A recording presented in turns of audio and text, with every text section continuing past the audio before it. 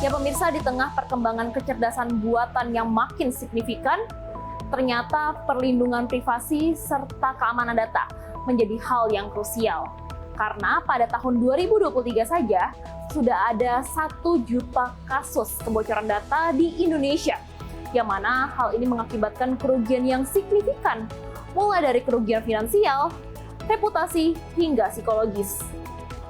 Atas kebutuhan inilah Word hadir sebagai solusi identitas digital yang aman serta terdesentralisasi dengan menggunakan teknologi yang tinggi. Siapa sangka, ternyata di balik Word ada bos dari ChatGPT, Sam Altman. Penasaran? Yuk mari kita sama-sama ikuti grand launching dari Word di Indonesia.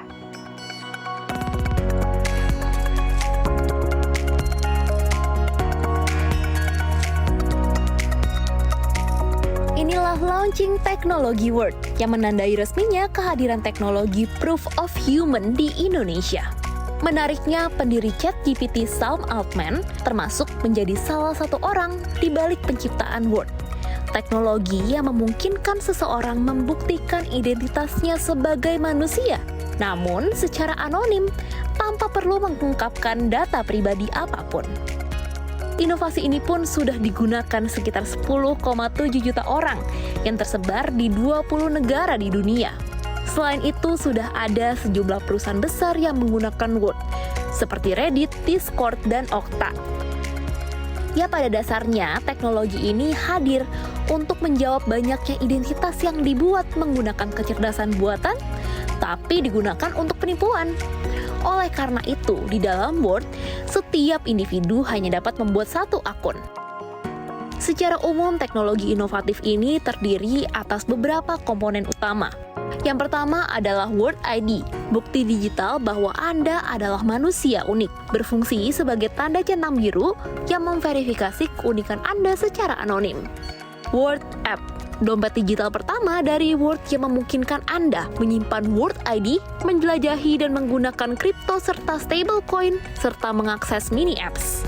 Kemudian Word Coin atau WLD, token digital asli dari Word, yang dapat diklaim oleh semua manusia yang telah diverifikasi dan memenuhi syarat.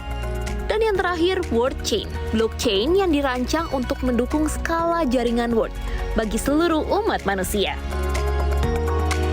That's all that it's doing. It's taking a picture, verifying that it's a human, and then verifying that it's a unique human so that a person can only register one time. And the reason that that's so important is that most of the abuse that we see related to AI is about generating lots and lots of data, right? Lots and lots of accounts. Salah satu inovasi utama Word adalah perangkat bernama Orb, alat pengambilan gambar iris mata untuk memverifikasi keunikan individu. Prosesnya melibatkan beberapa langkah. Yang pertama, Orb memastikan bahwa individu yang diverifikasi adalah manusia hidup dan bukan upaya penipuan. Ini dilakukan dengan menggunakan berbagai sensor kamera dan model pembelajaran mesin yang menganalisis fitur wajah dan iris. Setelah itu, Orb mengambil serangkaian foto iris dengan menggunakan model pembelajaran mesin serta teknik fisik komputer untuk membuat kode iris, yaitu representasi numerik dari fitur paling penting dari pola iris mata. Kode iris ini kemudian ditantangani dengan kunci pribadi unik Orb yang diajukan untuk dibandingkan dengan semua kode iris lainnya untuk verifikasi keunikan. Penting untuk dicatat bahwa Word tidak menggunakan iris Anda untuk mengidentifikasi siapa Anda, tetapi hanya untuk verifikasi bahwa Anda unik dan tidak ada sebelumnya. Dengan demikian, Word tidak menyimpulkan, menyimpan, atau bahkan menjual data pribadi, termasuk data biometrik seperti data iris. Word hanya tertarik pada keunikan pengguna, yakni bahwa mereka belum pernah mendaftar untuk Word ID sebelumnya, bukan identitas mereka. Pasalnya, setelah proses verifikasi Word ID selesai, gambar yang diambil oleh Orb selama proses verifikasi pun dikirim ke ponsel pengguna dan dihapus secara permanen dari Orb serta database Word. Hal ini pun dikenal sebagai personal custody yang memastikan bahwa individu memiliki kontrol penuh atas inovasi dan identitas mereka sendiri. Word sangat menekankan perlindungan privasi dan keamanan data penggunanya. The first is the way that I know there's no data is we didn't store any data, right? It's quite simple. We didn't write the code to store data, so we know that there's no data that's being stored. That doesn't answer the question of how do you know that I'm not storing any data? And the answer there is we've released all of the source code. We have released all of the documentation about how the orbs are generated, and we've done dozens of third-party security reviews where we've asked outside consultants to review what we've done and then publish documentation about exactly that, confirming that there's no data that's being stored and that we're not keeping any of it. So not only do we know that we didn't do it, but we've also had other people confirm it on our behalf. Karena nanti di sini ada proses verifikasi biometrik, berarti membutuhkan persetujuan atau konsen. Nah, ini tentu ada berarti usia dewasa yang bisa memberikan persetujuan di Indonesia.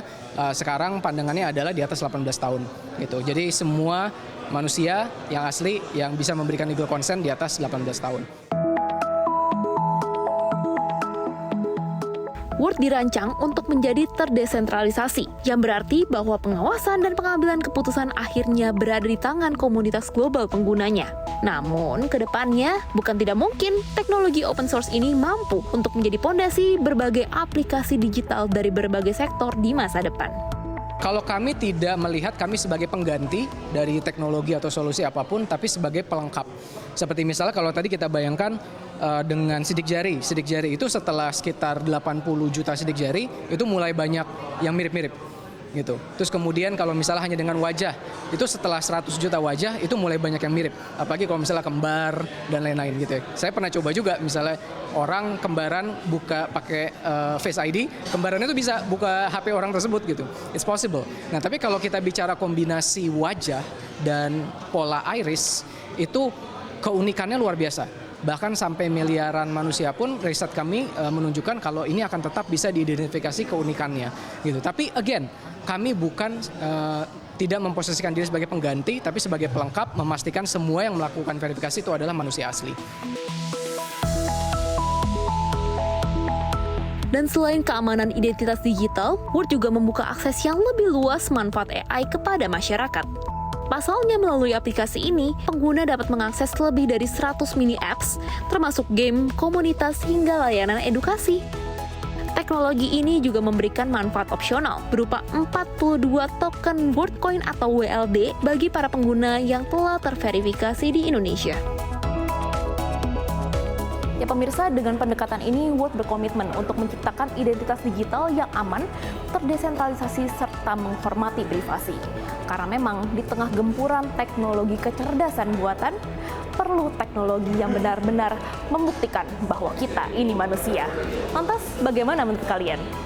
Dari Jakarta, Krisania dan juru kamera Litsi, CNBC Indonesia Beyond Business.